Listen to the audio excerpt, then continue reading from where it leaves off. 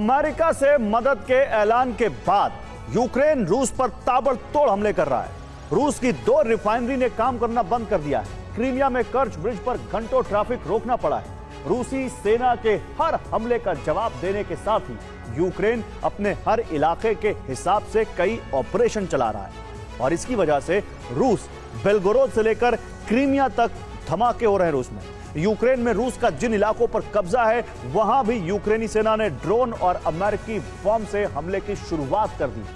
NATO Ukraine के लिए fund जुटा रहा है और उम्मीद है कि जल्द यूक्रेन में हथियारों की नई खेप आएगी और रूस के लिए चुनौती और बढ़ेगी। जो एमएलआरएस महीनों से खामोश थे वो अब आग उगल रहे हैं।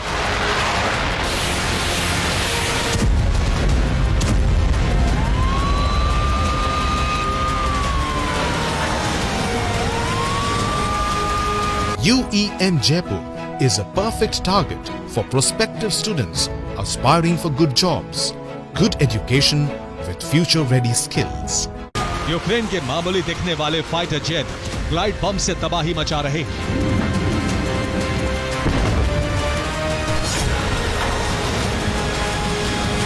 कई महीनों से डिफेंसिव मोड में दिख रही यूक्रेनी फौज ऐसी आक्रामक हुई है कि रूस लगातार रह रहकर धधक रहा है।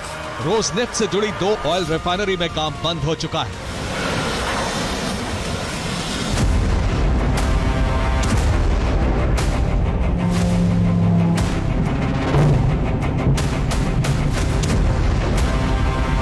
रियाजान ऑयल रिफाइनरी को यूक्रेन टारगेट कर चुका है और यहां काम रुका हुआ है। नोवो कोई विश्वस्त रिफाइनरी में भी काम थम चुका है। सिर्फ रूस नहीं, ज़ेपोरिज़िया के रूसी कब्जे वाले इलाके में भी यूक्रेन ने हमलों की शुरुआत कर दी।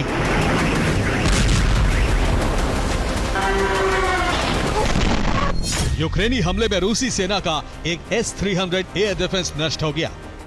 ज़ेपोरिज़िया में यूक्रेनी खुफिया एजेंसी विशेष अभियान चला रही है। एयर डिफेंस नष्ट होने के बाद रूसी सेना का डिफेंस काफी कमजोर हो गया है। यूक्रेन ने ट्रंप के रुख में बदलाव के बाद से जंग में जबरदस्त वापसी की है। यूरोप के कई देश यूक्रेन के लिए अमेरिका से हथियार खरीद रहे हैं। नेटो भी लगातार रणनीति बना रहा है। नेटो महासचिव ने सभी देशों से अपील की है, सभी देशों से यूक्रेन मिशन में सहयोग मांगा गया है। हथियारों का खर्च नेटो देश मिलकर उठाएंगे। हथियारों की सप्लाई शुरू होने के बाद और कुछ ही दिनों में घातक हथियार मिलने के भरोसे के बाद यूक्रेन से रूस के खिलाफ कई ऑपरेशन की शुरुआत की गई है।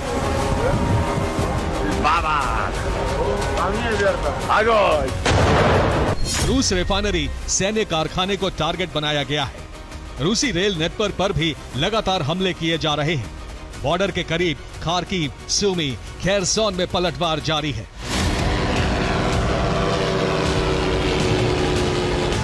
नेटो के कमांडर्स के साथ यूक्रेनी सैन्य अफसरों ने नई रणनीति बनाई है जिसमें एरिया के लिहाज से मिशन की शुरुआत की गई है।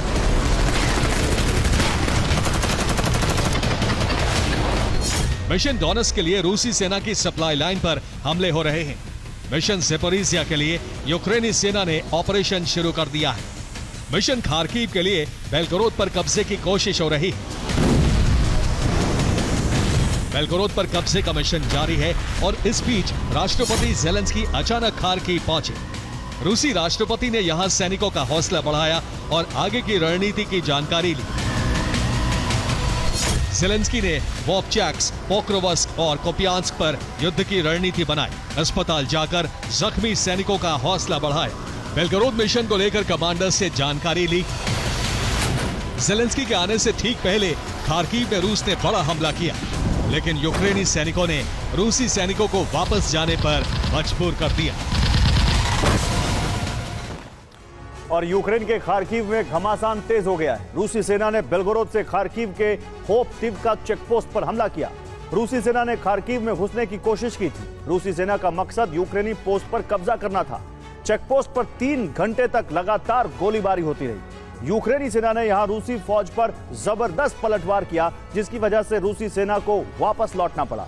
यूक्रेन के हमले में 10 रूसी सैनिकों की मौत हो गई। यूक्रेन के पलटवार से रूसी सेना का हमला नाकाम हो गया।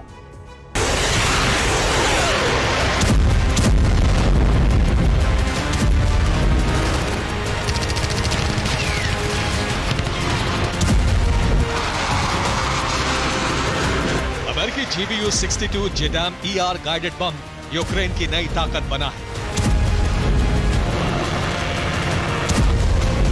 इसी बम से रूस के बेलगोरोद में तबाही हो रही थी, तो अब इन बमों का इस्तेमाल ज़पोरिज़िया के कब्जे वाले इलाके में भी हो रहा है। ज़पोरिज़िया में रूस के 3D-20 हॉवित्ज़र को नष्ट कर दिया गया। एक D-330 गन को भस्म कर दिया गया। यूक्रेन ने एक रूसी हथियार गोदाम को भी जला दिया। क्रीमिया पर लगातार हमले की कोशिश हो रही है। एक दिन पहले यूक्रेनी खुफिया एजेंसी ने क्रीमिया के साकी एयरबेस को टारगेट किया।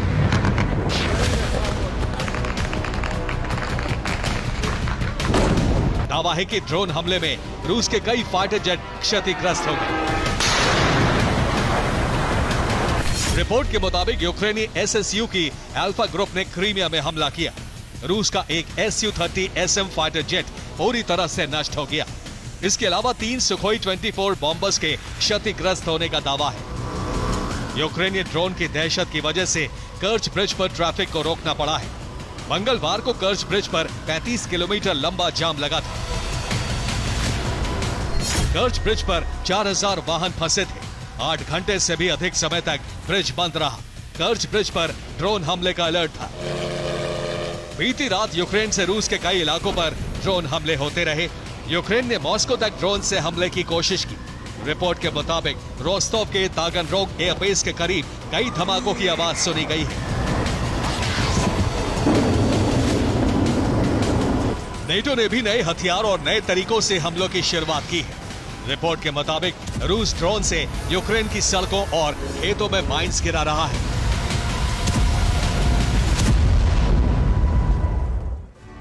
तो रूस का नया प्रयोग यूक्रेन के लिए बेहद खतरनाक हो सकता है। रूस गिरान ड्रोन में PTM-3 एंटी टैंक माइंस लगा रहा है। यह रूसी ड्रोन का नया मॉडिफिकेशन है। रूसी ड्रोन के विंग्स में एंटी टैंक माइन लगाए गए। रूस ड्रोन के जरिए माइंस का चक्रव्यूह तैयार कर रहा है। रिपोर्ट के मुताबिक रूसी ड्रोन यूक्रेन की सड़कों पर माइंस ड्रॉप कर रहे हैं। यूक्रेन के खेतों में भी माइंस गिराई गई हैं। यूक्रेन के कई जगहों पर अब माइंस मौजूद हैं। माइंस की वजह से यूक्रेन में बड़ी तबाही का डर है।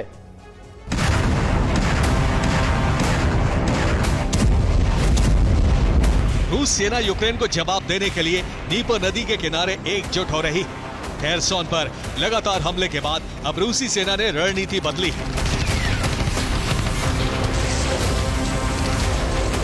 खेरसोन में हमला रोक दिया गया है। रूसी सेना नीपर नदी के किनारे जमा है। नदी के द्वीपों को खाली कराया जा रहा है। सूमी में भी रूसी सेना लगातार हमले कर रही है। खेरसोन के जरिए यूक्रेनी सेना को नए मोर्चे पर फंसाने की कोशिश है। लेकिन रूस के इन हमलों से यूक्रेन में कोई बौखलाहट नहीं है, क्योंकि नेटो हथियारों के इंतजाम में है।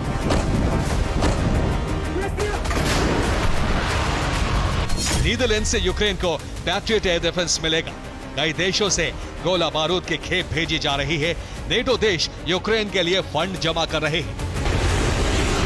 माना जा रहा है कि 15 से 20 दिनों में यूक्रेन में हथियारों का बहुत बड़ा स्टॉक पहुंचने वाला है, जिसके बाद रूस में लॉन्ग रेंज हमलों के साथ ही डोनेट्स्क और ज़पोरिज़िया जैसे इलाकों को कब्जा मुक्त कराने का अभियान शुरू होगा।